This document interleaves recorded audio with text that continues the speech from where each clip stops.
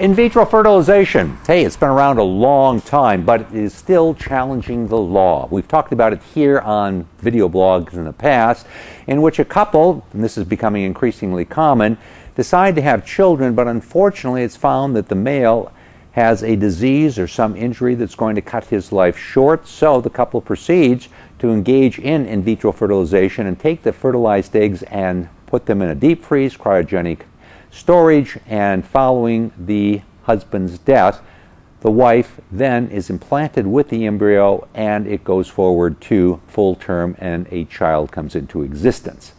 But the big question is, what kind of rights does that child have? And that brings us to this week's case. As they say, it involves the U.S. Supreme Court. It's a case that started out in Florida, and there we had a couple, Robert and Karen. They, in fact, did confront a situation in which he had a diagnosis of cancer. They did really want to have children, so they did just as I described, had an in vitro fertilization.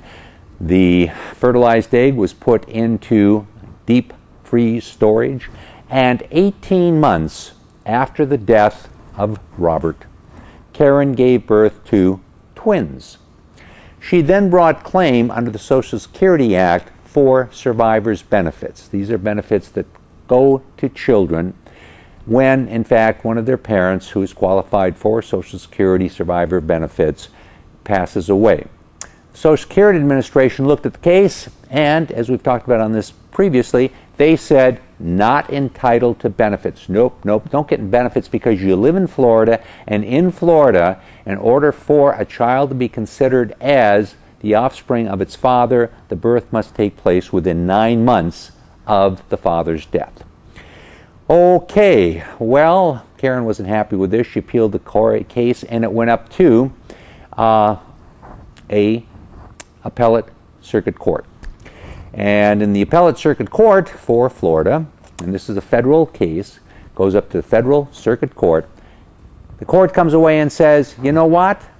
District court judge, trial court judge, you were wrong. You were wrong. We find that because it's clearly shown that Robert was the biological father of the child, of the children, two twins, that in fact the kids can receive survivors' benefits under Social Security.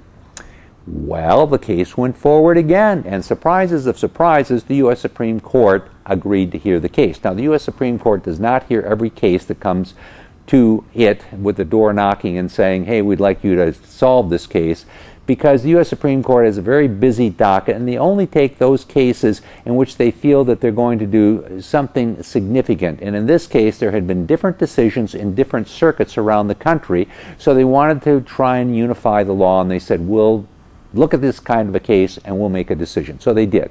And when they looked at the case, they said, you know what?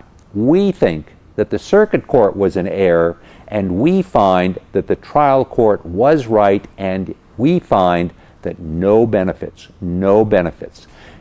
The children don't get any benefits because state law controls here, and state law dictates that a child must be born within 9 months of the death of its father to be considered as the heir of its father. Since, in fact, that didn't take place, it was 18 months after his death that the births took place, we find there is no right to Social Security in this instance. So what do we learn from this? Well, the big thing that we learn from this is if you're ever going to consider having a child through in vitro fertilization, you better do that after reflecting upon what the consequences are going to be. What's going to happen to any application for Social Security survivors' benefits? What's going to happen in terms of a child being considered as the child of its father if the father dies 9 months prior to the birth taking place? A lot of things to take a look at and to give consideration to. It's not just, well, here's our child, it's the child of my deceased husband and me. No, it may not be considered to be the child of a deceased husband.